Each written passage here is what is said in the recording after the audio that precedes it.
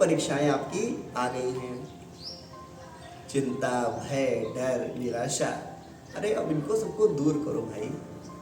ये तो एक उत्सव है और ये उत्सव हम लोग एंजॉय करने जा रहे हैं। अब आप सोच रहे होंगे सर तो कह रहे हैं ये उत्सव है, इसको एंजॉय करने जा रहे हैं, हाँ तो हालत खराब है कि क्या होगा। अरे कुछ नहीं बेटा, बहुत आसान है।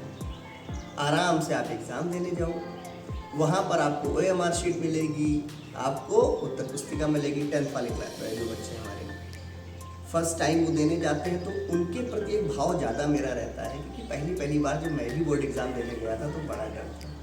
मुझे आज भी याद है, मुझे छोड़ने गए थे हमारे पापा जी और फूफा जी, तो आज वो सीन याद आता है कि पहला जो एक भय होता है, एक डर होता है।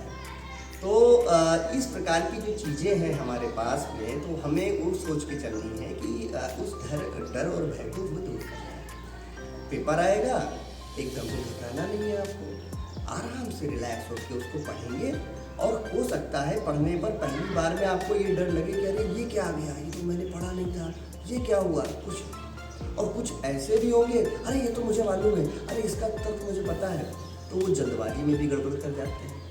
तो एकदम बीच का रास्ता रखना है ना, मध्यम मार्ग रखना ना, एकदम हमें तीव्र हो जाना है और ना ही एकदम से हमें डर लगे। एकदम रिलैक्स आ रहा है, अपना खाका बना लेंगे, जैसा हमें आपको होता है पिछले वीडियोस में आप जाके देख सकते हैं। प्रश्न को कैसे वो करना है, OMR शीट पर हमारे MCQ जो होंगे उनको हमें कंप्लीट करना है, ठीक। बाकी हमारे जो शेष 50 नंबर के वर्णात्मक प्रश्न हैं उनको हल करना है। वो किस पर करना है, हमें अपनी उत्तर पुस्तिका पे करना है। बहुत आसान है, प्रश्न आता जाएगा, आराम से रिलैक्स होकर। और एक चीज़ का ध्यान जरूर रखिए कि कोई प्रश्न छोड़े नहीं। अगर प्रश्न छोड़ दोगे तो उससे होगा ये कि आपके नंबर कम हो जाएंगे। स्टेप मार्किंग यहाँ कहते हैं आपको नहीं अगर पूरा पता है तो आपको 2 लाइन पता, 3 लाइन पता है।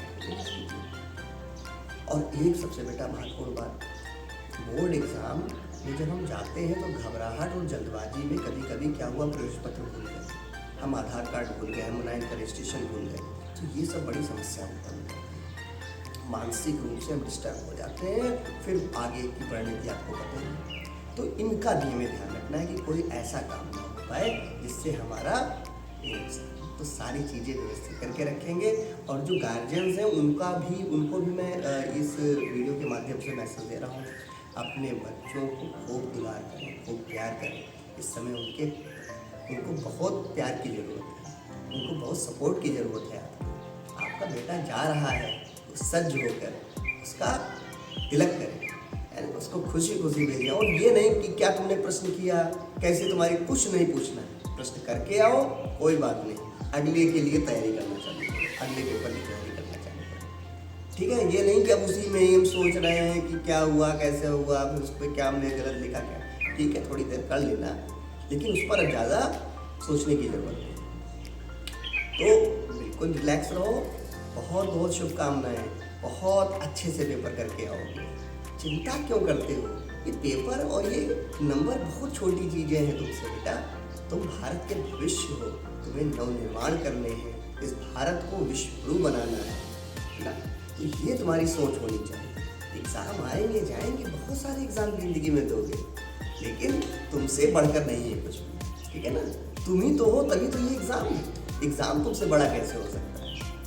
तो बहुत बहुत शुभकामनाएं, बहुत बहुत प्यार। बोर्ड परीक्षाओं में खूब अच्छे से आप उनको टैकल करिए और उनको साथ में युद्ध और जीत के आना है। और जीत के वैसे भी आओगे, हमें तुम पर पूरा भरोसा है। बहुत बहुत शुभकामनाएं। जय हिंद, जय भारत।